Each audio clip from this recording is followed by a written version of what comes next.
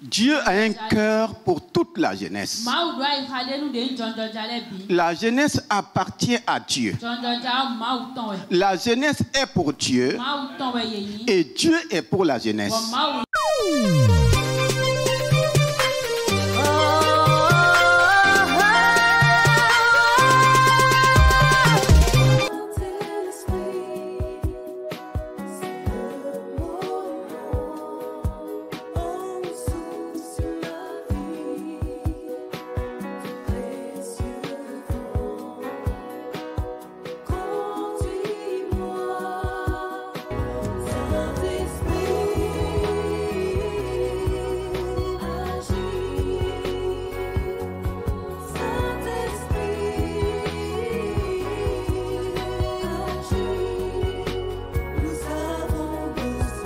Nous sommes dans la semaine de la jeunesse. Et le thème qui a été retenu était le rôle du jeune conquérant dans l'expansion du royaume.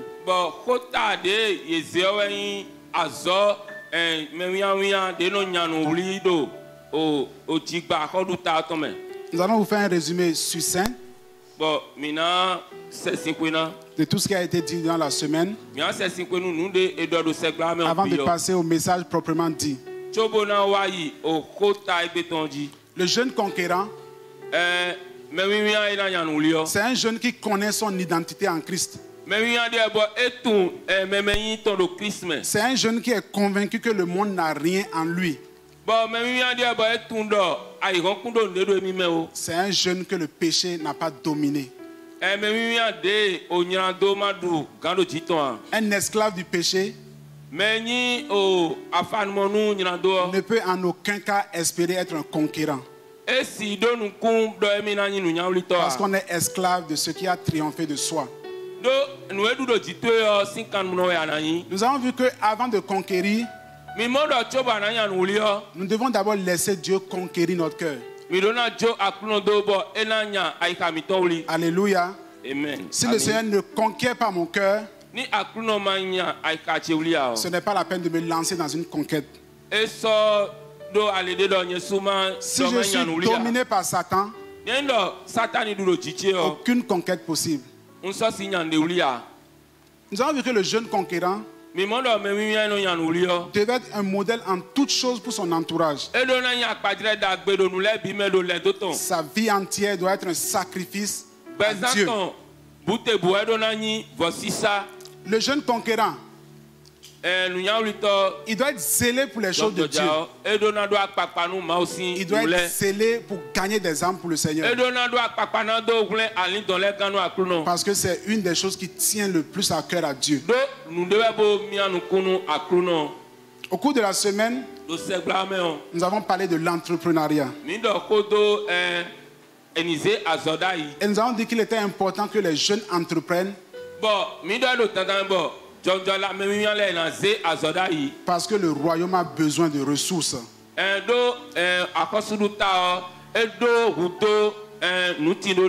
Alléluia.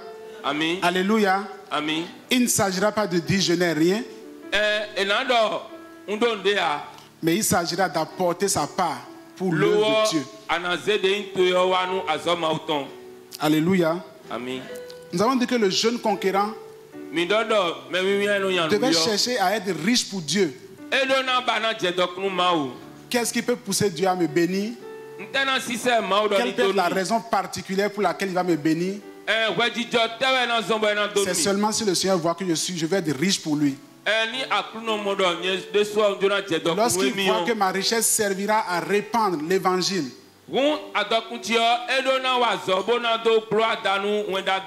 lorsqu'il voit que ma richesse donnera gloire à son nom, le Seigneur sera prêt à me bénir. Nous avons aussi vu qu'en tant que jeune conquérant, nous devons vivre dans la sanctification. Par la sanctification. Et nous avons vu que le péché sexuel était une des voies privilégiées de l'ennemi pour détruire la vie de la jeunesse. Et hier soir, lorsque papa était là, il avait reçu à cœur de prier pour la jeunesse. Et il disait que le Seigneur était prêt à donner une nouvelle virginité à chacun des jeunes qui étaient là.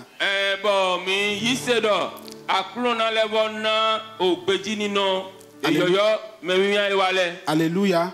Amen. Parce que le sexe est une affaire d'alliance. Et si nous nous alignons avec n'importe qui, nous ne pourrons pas accomplir notre destinée. La conquête ne sera pas possible. Et le royaume ne pourra pas s'étendre. Alléluia. Amen. Alléluia. Amen. Au cours de la semaine, nous avons projeté un film pour les jeunes. Et le film parlait d'un jeune, c'est une réalité. Ça s'est passé pendant la Deuxième Guerre mondiale.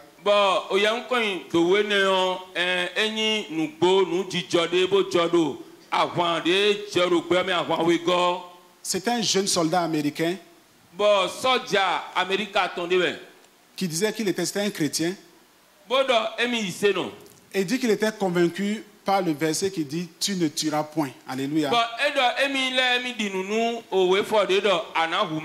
Tu ne tueras point. Et lorsqu'il s'est fait enrôler dans l'armée, il a dit à ses chefs qu'il n'allait pas tenir une âme dans sa main. Et on lui a demandé s'il était normal.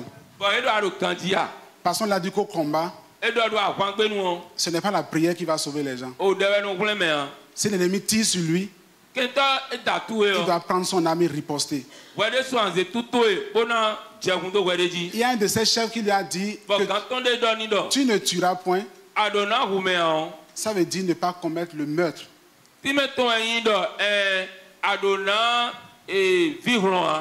Mais on peut se défendre. Et il a dit quand même qu'il n'était pas convaincu par le fait de tuer les gens.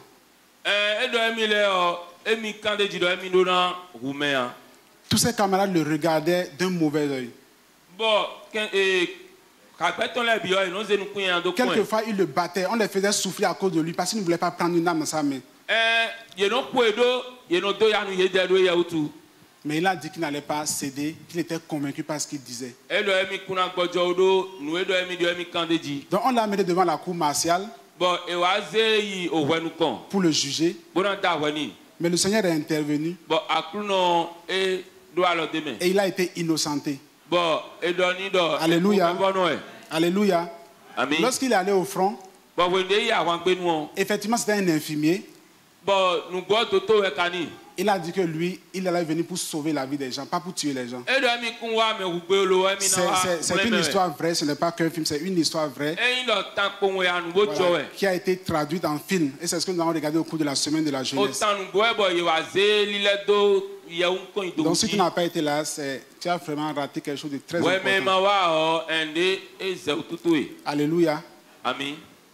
Par la suite, chaque fois qu'on blessait un camarade au front, il les soignait et les faisait descendre du haut d'une falaise. Tout seul. Il a pu sauver 75 de ses camarades. Il les faisait descendre du haut de la falaise à chaque fois. Tout le monde avait fui et le laissé seul sur le champ de bataille. Et tout seul, il prenait les blessés, il les descendait du haut de la falaise. Quand les hommes l'ont vu après, même ses chefs, ils ont dit qu'ils ne croient pas en Dieu, mais qu'ils savent que lui croit en Dieu. Et qu'ils croient en lui parce que c'est lui qu'ils voient de leurs yeux. Alléluia. Amen. Alléluia. Amen. Et lorsqu'il s'est agi de repartir encore sur le front, ses camarades ont dit qu'il n'allait pas faire un seul pas s'il n'était pas devant eux.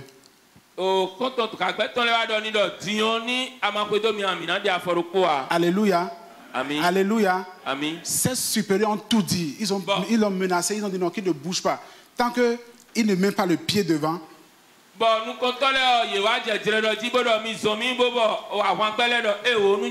Ils ont dit qu'ils n'iront nulle part. Alléluia. Et ce jour, le jour qui devait faire le combat, ça tombait sur le jour du sabbat. Il a dit que le jour du sabbat, le Seigneur a dit de ne pas travailler.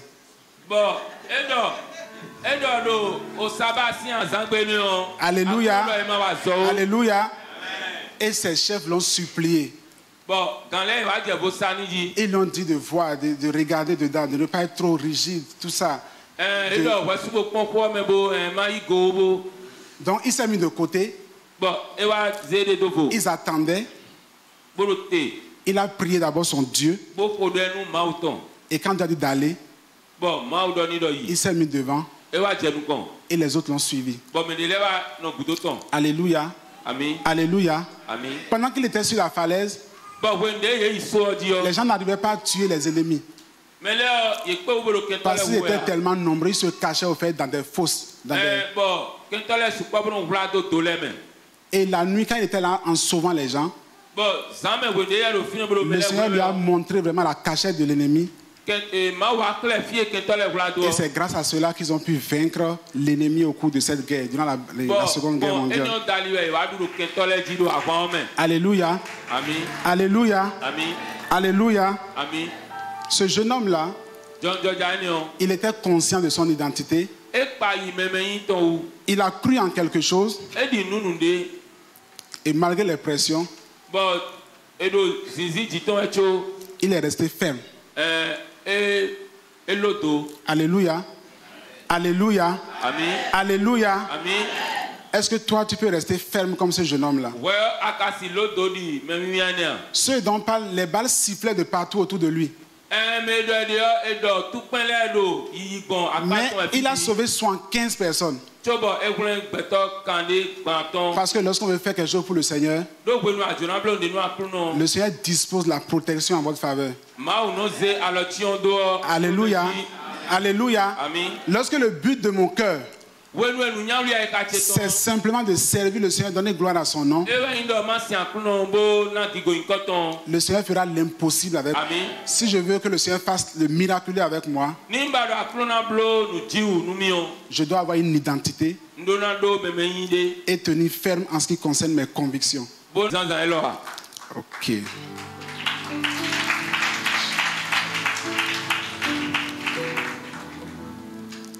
Le thème du mois passé était selon la foi, le mois de la marche selon la foi par l'esprit et d'un même pas. Et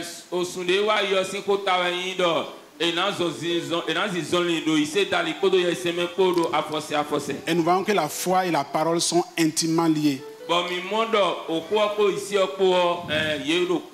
D'où la pertinence du thème de ce mois, qui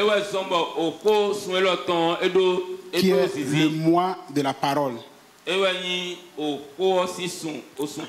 Alléluia. Et comme nous sommes dans la semaine de la jeunesse, nous allons voir ce matin la puissance de la parole dans la vie du jeune conquérant.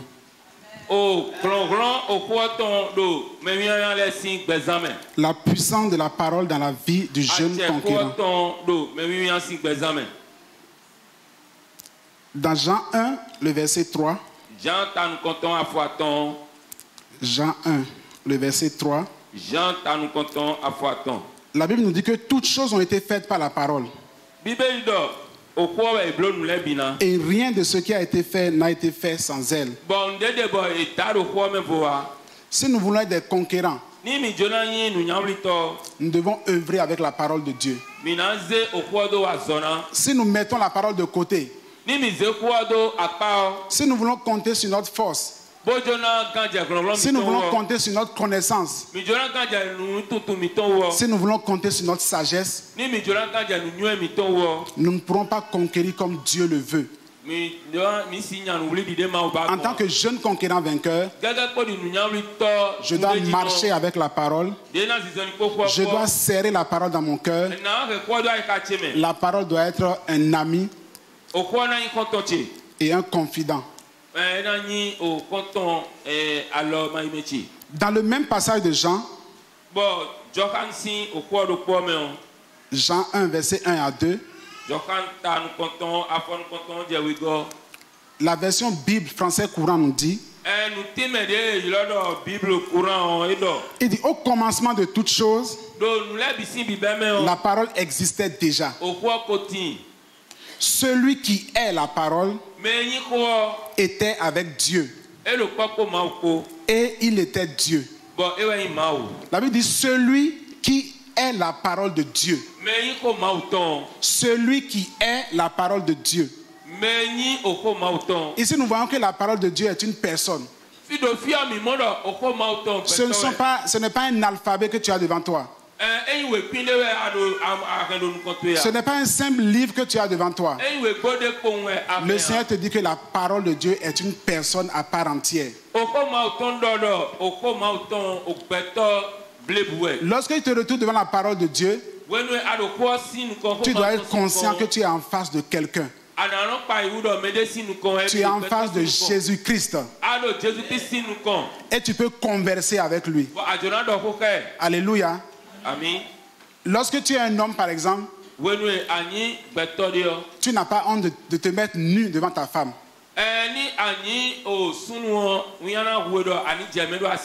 Parce que c'est une intime à toi. Si tu es conscient que la parole est une personne, devant la parole de Dieu, tu te mettras à nu. Alléluia. Alléluia. Tu n'essaieras pas de faire semblant.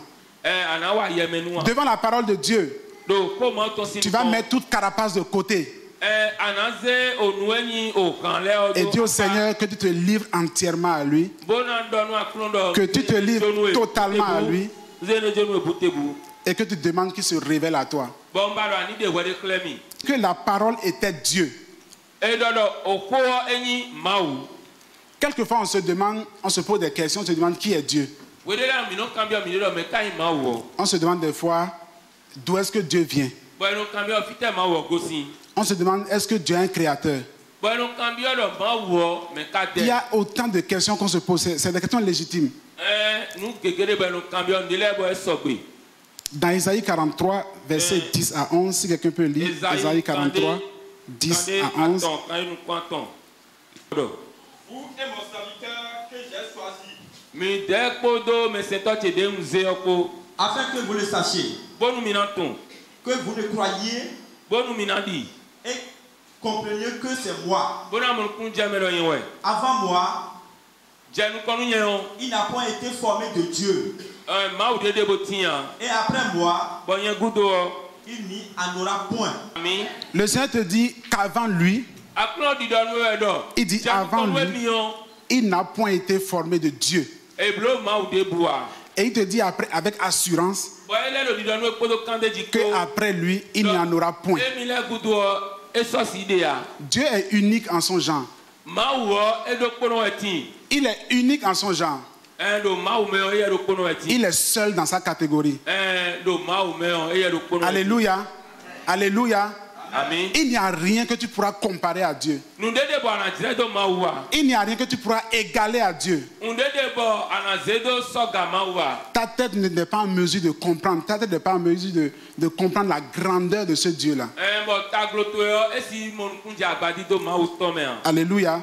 Amen. La Bible dit que Dieu n'a ni commencement ni fin. Dans Hébreux 7, 3, parole de vie, la Bible nous dit qu'il n'a pas de père. Il n'a pas de mère, ni d'ancêtre. On ne parle jamais de sa naissance. Et on ne parle jamais de sa mort. C'est difficile à comprendre. Parce qu'en tant qu'humain, tout ce que nous avons connu jusque-là, tout ce que l'histoire nous a raconté, a toujours eu un commencement et une fin. Alléluia. Amen. Alléluia. Amen.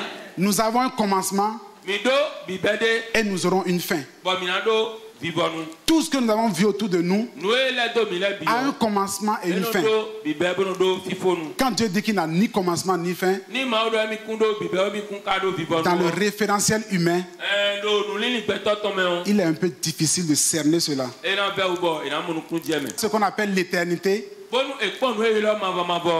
nous allons voir qu'il y a 3 périodes. Il y a la période qui a précédé l'apparition du temps. Avant que Dieu ne crée la terre, qu'il ne crée les astres. Il y a cette période-là qui ira de la création à la fin du monde.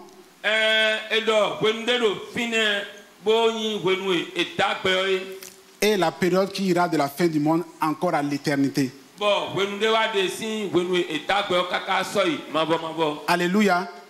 Donc nous vivons sur la terre comme dans la partie visible d'un iceberg.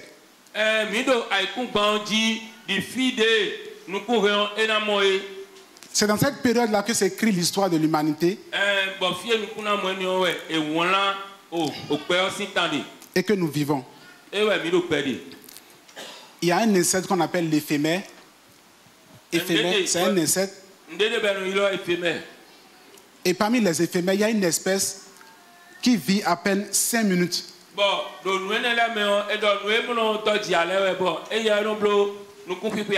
Toute sa vie, c'est 5 minutes. Elle vit seulement 5 minutes.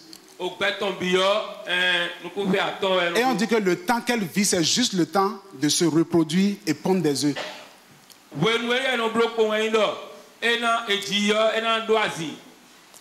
5 minutes. Elle sait qu'elle est là pour se reproduire, pondre des œufs et elle est partie, elle meurt. Lorsque vous comparez cela à l'espérance de vie moyenne d'un homme,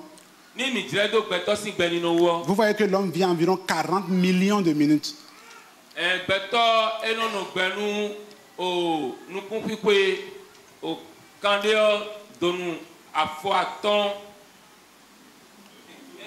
Imaginez un instant que cette éphémère qui vit 5 minutes se met à vouloir faire autre chose que se reproduire et pondre des œufs. Lorsque vous comparez la durée de vie de l'homme à Dieu, nous ne dirons pas que c'est des millions, ce n'est pas des milliards. C'est infini. Donc nous ne pouvons pas nous lever et nous poser des questions pour dire d'où est-ce qu'il vient. On ne peut pas le sais. Notre vie, le temps que nous vivons sur la terre est tellement éphémère que nous ne pourrons pas cerner ce Dieu-là. Il y a un cantique qui dit: il est si haut qu'on ne peut le surmonter, si profond qu'on ne peut le sonder. Il est si vaste qu'on ne peut le contourner. Oh, quel Dieu! Dieu-là que nous adorons. Alléluia. Ce Dieu-là que ton esprit ne peut même pas cerner. Et tout ce que tu as besoin de savoir de Dieu est écrit dans sa parole. Alléluia. C'est tout ce que tu as besoin de savoir sur Dieu, ça. Tout le reste, ce sera te fatiguer l'esprit. Ce sera te perdre du temps. Comme l'éphémère qui veut chercher à comprendre comment est-ce que l'homme mange, par exemple. Le temps que Dieu nous donne, c'est comme il a dit dans Genèse 1, c'est pour nous multiplier, remplir la terre, l'assujettir et dominer. Alléluia. Puissance de la parole. Et il était important que nous comprenions qui était ce Dieu-là. Parce que la parole nous dit, la Bible nous dit que la parole est Dieu. Et la parole nous dit que la parole de Dieu est une personne à part entière. Alléluia. Amen. Alléluia. Amen.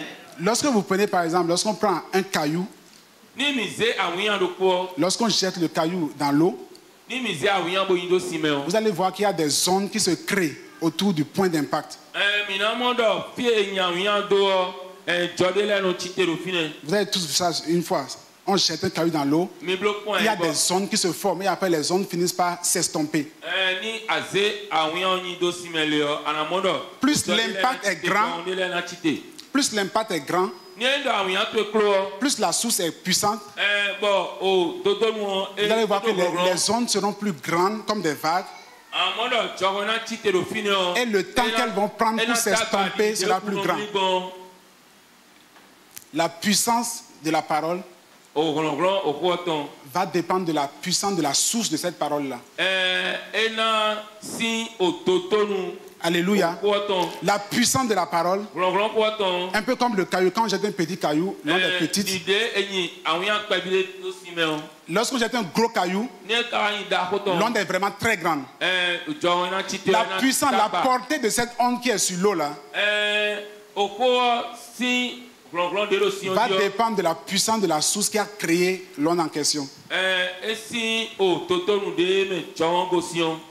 Apocalypse 1, verset 8. Apocalypse 1, verset 8 nous dit ceci: je suis l'alpha et l'oméga,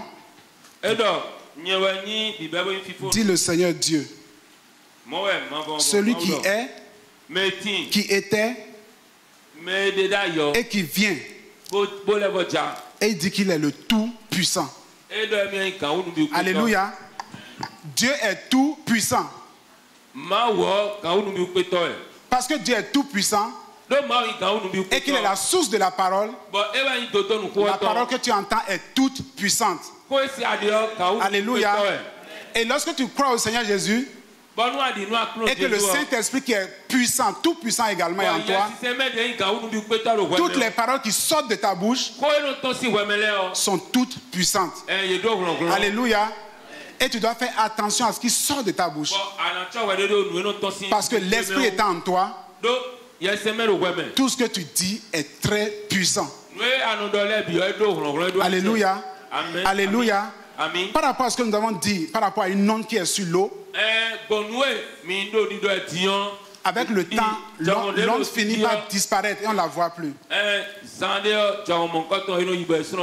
Mais la parole de Dieu nous dit que sa parole est vivante et efficace. Alléluia, alléluia. La parole est puissante au départ. Et parce qu'elle est vivante et pleine de force, tu es sûr que la parole sera la même à tout instant, en tout temps, en tout lieu et en toutes circonstances. Alléluia, alléluia.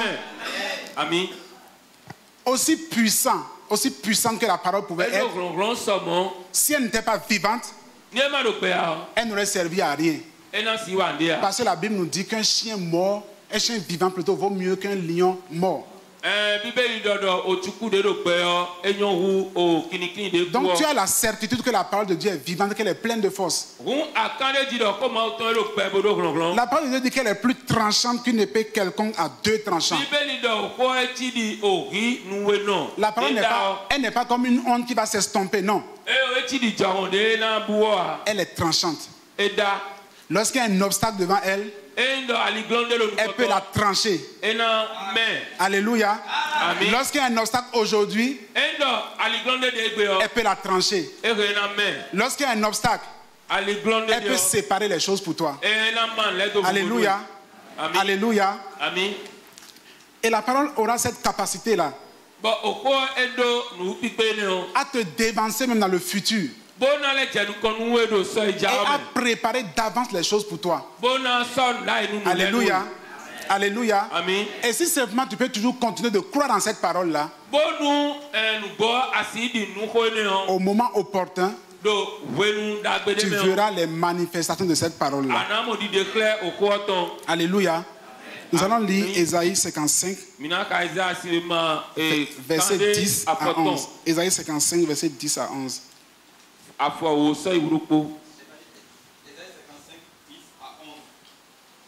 Comme la pluie et la neige. Des cieux.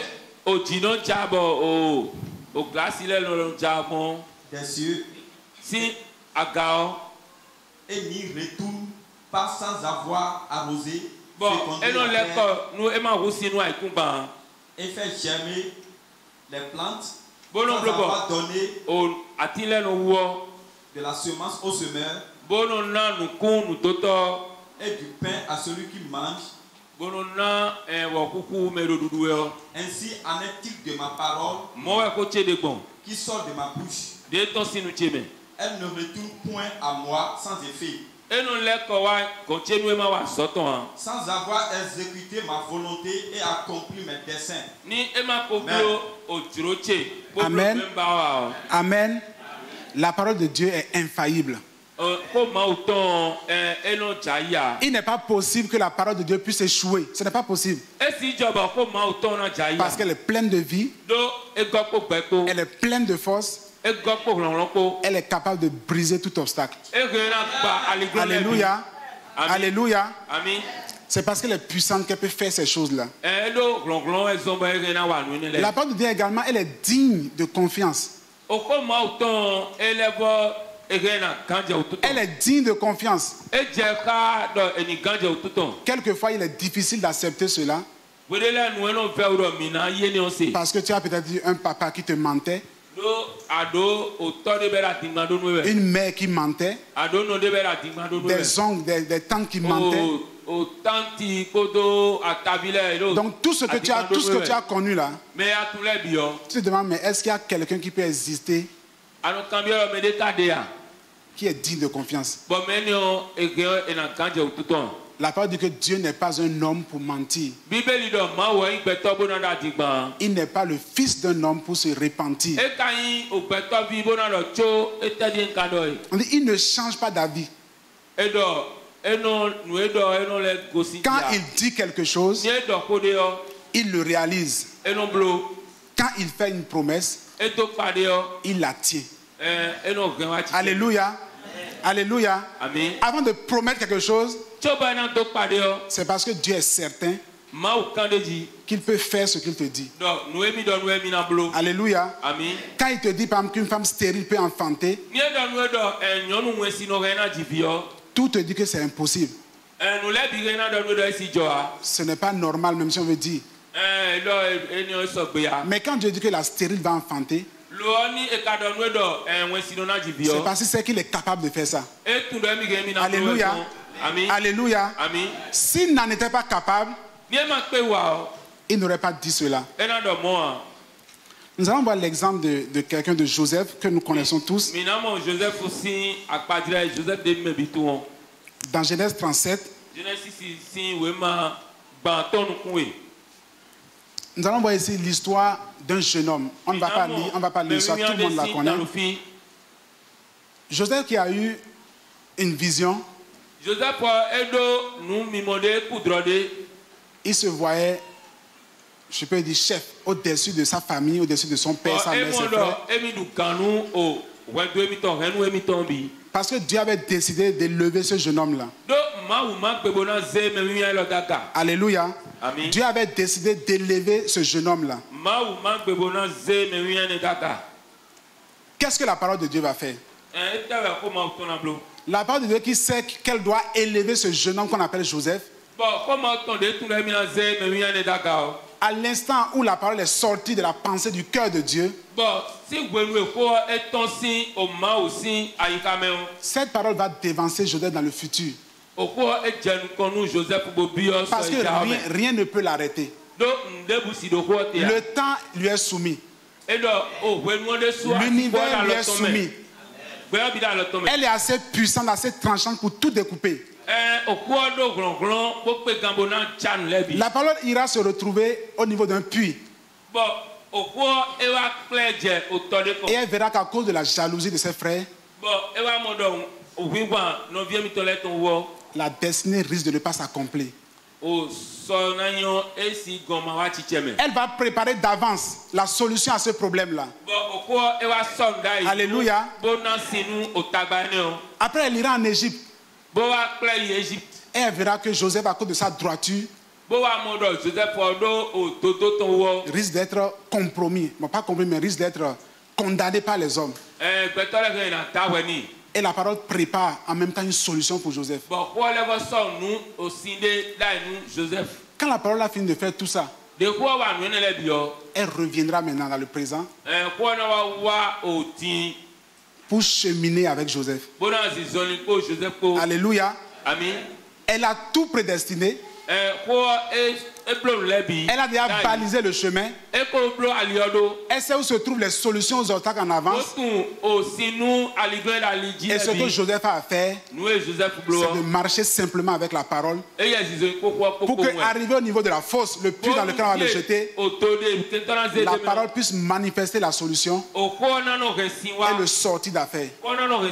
Alléluia. Alléluia. Si un instant il n'avait plus cru en cette parole-là, au lieu de se retrouver en Égypte, il serait ailleurs. Et la destinée ne serait pas accomplie. Alléluia. Alléluia. La parole va marcher encore avec lui jusqu'en Égypte. Et devant la tentation, la parole se dit que Joseph va obéir à sa parole. Et elle se dit que quand il va obéir, il sera jeté en prison. Si Joseph n'avait pas obéi à la parole, la destinée ne se serait pas accomplie. Combien de fois est-ce que tu as cru en une parole du Seigneur? Tu as cru en ce que le Seigneur t'a dit. Et le jour que le Seigneur devait agir, tu t'es séparé de la parole de Dieu. Alléluia. Le Seigneur a tout préparé pour toi. Tu as bien marché. Tu as marché avec le Seigneur. Et le jour où il devait révéler la solution, tu as décidé d'écarter la parole de Dieu. Lorsque tu le fais, lorsque tu abandonnes la parole de Dieu, tu n'auras jamais la solution parce qu'elle est la seule qui sait où sont cachées les solutions qu'elle a préparées pour toi. Alléluia. Amen. Il ne s'agira pas de dire que Dieu m'a abandonné, non. Est-ce que j'ai toujours marché avec la parole de Dieu? Est-ce qu'à un moment de ma vie, je n'ai pas abandonné cette parole-là?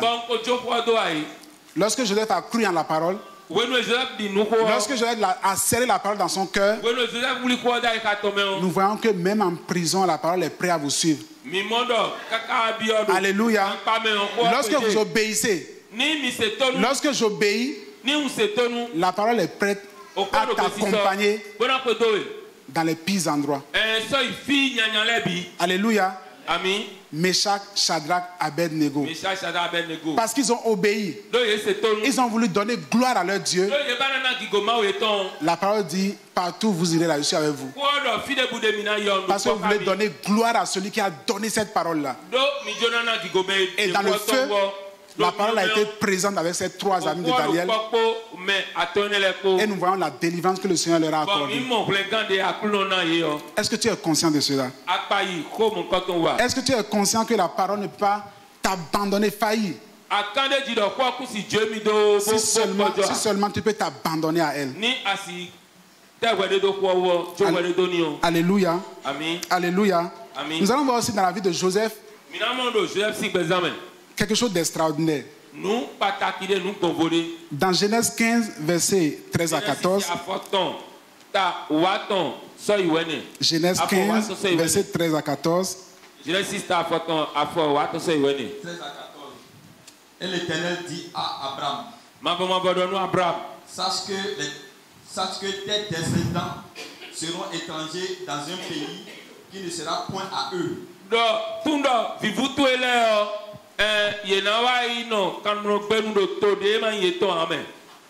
Ils y seront asservis et on les opprimera pendant 400 ans.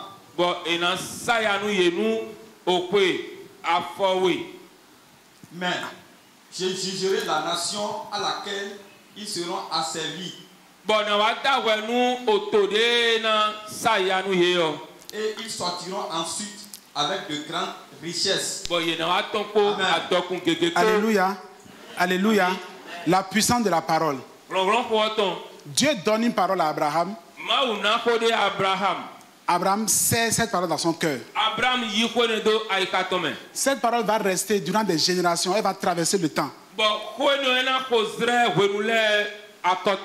Parce qu'elle ne perd pas en puissance. Parce que rien ne peut l'arrêter. Parce que rien ne peut la changer. Parce que rien ne peut s'opposer à elle. Parce que rien ne peut la cacher. Cette parole-là, Joseph, dans Genèse 50, écoutez ce qu'il va dire par rapport à la promesse qui a été faite à Abraham. La Bible dit, Joseph dit à ses frères, il dit, je vais mourir, mais Dieu vous visitera. Et il vous fera remonter de ce pays-ci,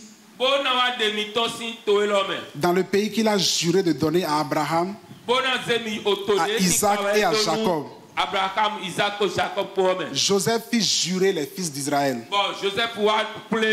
en disant, Dieu vous visitera et vous ferez remonter mes eaux loin d'ici. Quel était l'intérêt pour lui qu'on envoie ces eaux d'Égypte? Il n'y a aucun intérêt. Parce que les eaux retourneront à la poussière. Ça ne sert à rien, les eaux. Ce n'est pas important. Ce qui importe, c'est son âme qui est important. Mais parce qu'il a cru en une parole, parce que Dieu a parlé à leur ancêtre, il dit que même quand lui sera mort, il sait que Dieu va les visiter. Et même s'il n'est pas présent, il veut qu'on amène ces eaux hors d'Égypte. Alléluia. Les paroles auxquelles j'aurais cru, même après ma mort, elles auront un impact. Alléluia. Alléluia. Les paroles que je déclare par exemple sur la vie de mes enfants, tout ce que je dis, parce que la parole est puissante, même quand je ne serai plus là, même quand mes os seront sous la terre, parce que la parole est vivante, elle s'accomplira dans la vie de ma progéniture. Alléluia. Donc si je pense qu'en parlant, je parle seulement en l'air, et je pense que je vais m'échapper, même après ma mort, ces paroles-là pourraient continuer d'avoir un effet si j'y crois. Alléluia. Amen. Alléluia. Amen. Je suis tellement convaincu, il dit que Dieu va vous visiter. Et vous allez faire remonter mes eaux d'Égypte. Il rappelle la parole de l'Éternel. Il rappelle à Dieu sa parole. Comme si Dieu ne savait pas. Dieu sait. Dieu le sait très bien. Il a besoin d'un homme et d'une femme qui lui rappelle sa parole. Il a besoin d'un homme et d'une femme qui lui dit Seigneur, je te fais confiance. Il a besoin d'un homme et d'une femme qui au milieu de l'adversité ont toujours confiance en lui. Et dans Exode 13, verset 19, vous allez voir, on nous dit que Moïse prit avec lui les eaux de Joseph.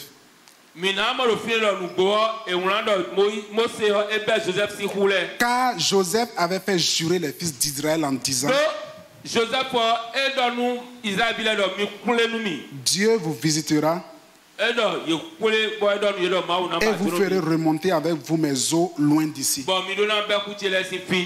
Je crois en la parole parce qu'elle est puissante, parce qu'elle est efficace, parce qu'elle est tranchante, parce qu'elle est pleine de vie. Des siècles après, la parole est rappelée à Dieu. Un homme met sa foi dans cette parole et la parole a des résultats. Si la parole peut s'accomplir pour des eaux qui ne servent à rien, est-ce que toi qui es encore vivant, toi qui respires encore, est-ce que Dieu est assez méchant pour ne pas accomplir ces paroles-là que tu lui rappelles? Alléluia. Alléluia. Si Dieu peut se mettre au sérieux, il peut se concentrer pour faire sortir des eaux qui ne servent à rien.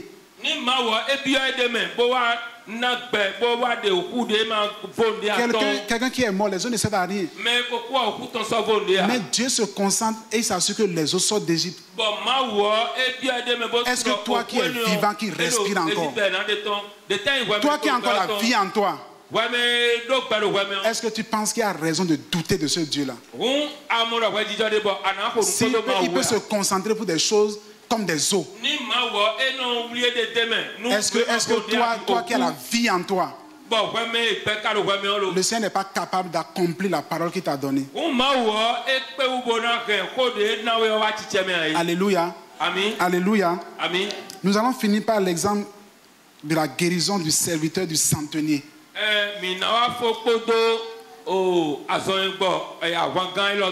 Dans Matthieu 8, versets 5 à 13. Matthieu 8, versets 5 à 13. Matthieu 8, verset 5 à 13.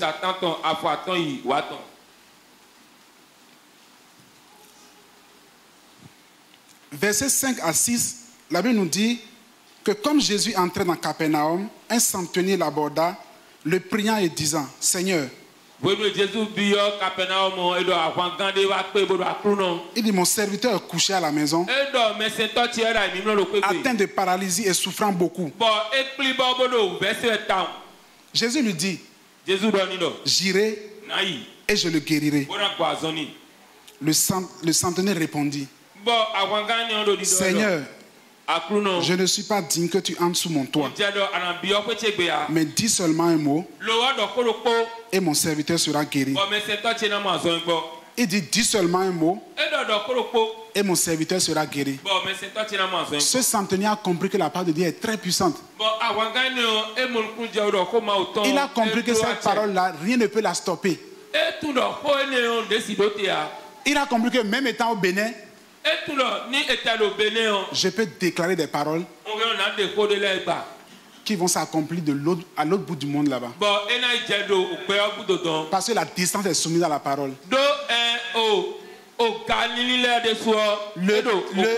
Le temps est soumis à la parole. Au verset 9, le centenier va dire au Seigneur, que lorsque lui a envie de faire quelque chose, lorsqu'il veut exécuter quelque chose, lui ne se déplace pas. Il donne seulement des ordres. Et il sait que les gens vont exécuter, les soldats vont exécuter les ordres. Et lui, il aura ses résultats. Donc, parce qu'il a compris que la parole est puissante et instoppable, il dit au Seigneur, pas besoin de déplacement. Il dit pas besoin de se gêner. Dis seulement un mot et mon serviteur sera guéri. Alléluia.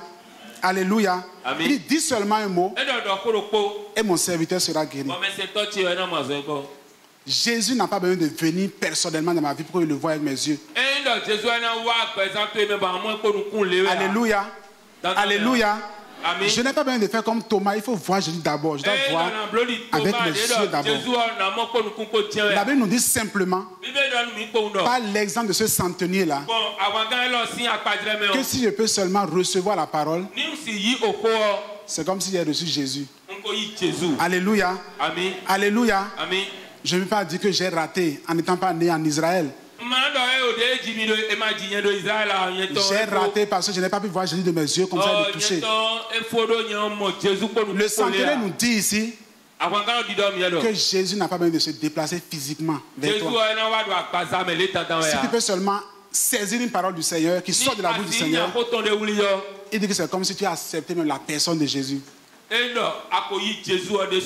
Parce que nous avons vu au départ que la parole de Dieu, ce n'est pas des mots, ce ne sont pas des phrases,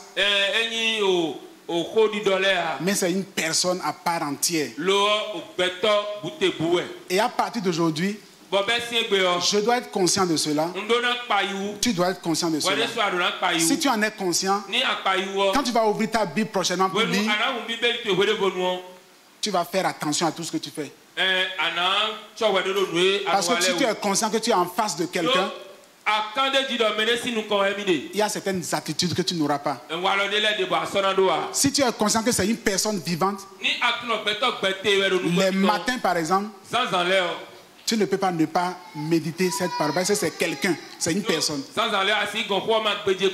Si je sors sans méditer, c'est comme si je voyais quelqu'un assis dans la maison. Je me lève le matin, je vois ma femme.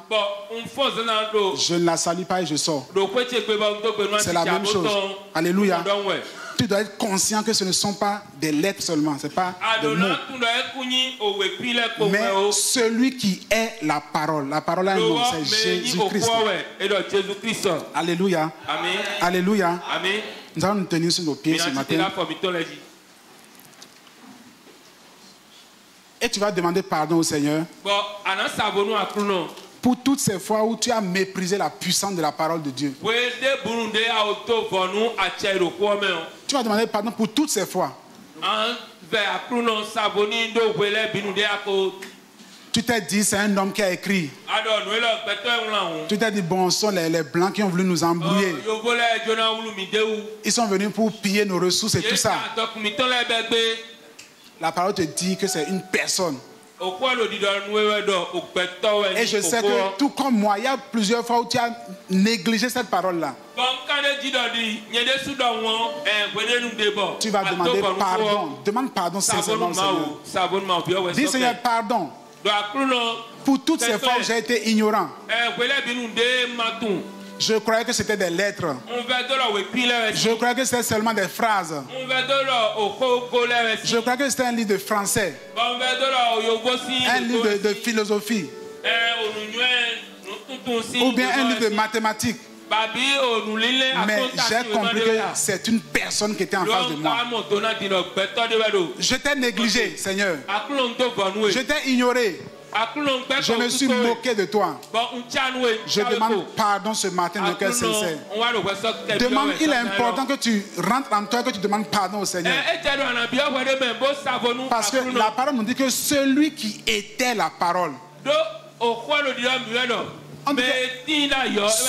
Celui qui était la parole. La parole est une personne entière. Combien de fois tu as attristé cette parole-là? Combien de fois est-ce que j'ai attristé cette parole-là? Combien de fois est-ce que j'ai méprisé cette parole-là? Combien de fois est-ce que je l'ai prise pour rien? Répands-toi, mon frère. Répands-toi. Demande pardon au Seigneur. Demande pardon au Seigneur. Demande pardon au Seigneur. Et dis-lui merci. Dis-lui merci parce qu'il t'a montré ce matin qu'il est une personne. Qu'il est une personne. Elle agira pour l'éternité. Et la parole nous dit qu'elle ne retournera jamais à celui qui l'a prononcé. Parce que la parole ne peut pas échouer. Si tu as cru en une parole, elle s'accomplira certainement. Comme le dit Habakkuk, si elle tarde, attends cette parole-là. Attends cette parole-là. Sois ferme sur cette parole-là. Car elle s'accomplira. Elle s'accomplira certainement. Tu vas demander au Seigneur que tu veux expérimenter maintenant la puissance de la parole. Tu veux expérimenter la puissance de la parole. Lorsqu'on regarde le thème du mois, tous les détails qui sont donnés, c'est quelqu'un de puissant qui peut faire ces choses-là. Quand tu n'es pas puissant, tu ne peux pas donner la vie. Quand tu n'es pas puissant, tu ne peux pas être une semence. Quand tu n'es pas puissant, tu ne peux pas délivrer. Quand tu n'es pas puissant, tu ne peux pas séparer jointure et moelle. Si tu n'es pas puissant, le temps ne peut pas être soumis. Tu dois parler de ta parole. Et devant les rois, je ne veux pas rougir. Je ne veux pas avoir peur devant les rois. Je ne veux pas avoir peur devant les hommes. Parce que ta parole est toute puissante. Parce que ta parole est dans ma bouche. Et si je la proclame, Elle est toute puissante. Revers-moi, Seigneur, du manteau d'ambassadeur. À partir de maintenant, je vais être un ambassadeur pour ta gloire. Sois béni, Père. Au nom de Christ, nous avons prié.